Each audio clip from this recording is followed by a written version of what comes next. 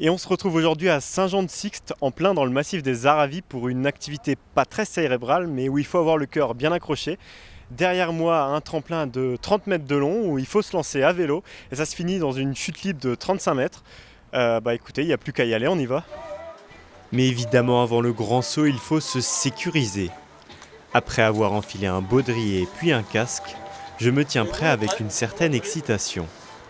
Je crois qu'on n'a pas le temps de réfléchir, on est sur le vélo, on est attaché. On a ce gros tremplin devant nous, il n'y a plus qu'à et je sais pas du tout à quoi m'attendre, donc on va voir. 3, 2, 1, allez go!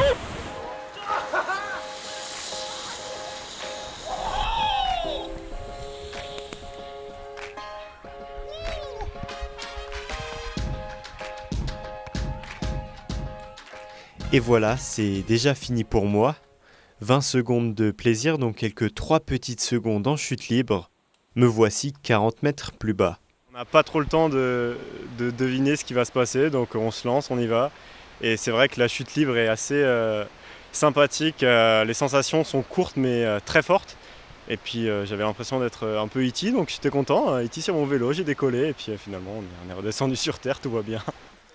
Décoller d'un tremplin pour terminer en saut à l'élastique, c'est évidemment particulier et ça n'existe qu'en Pays de Savoie.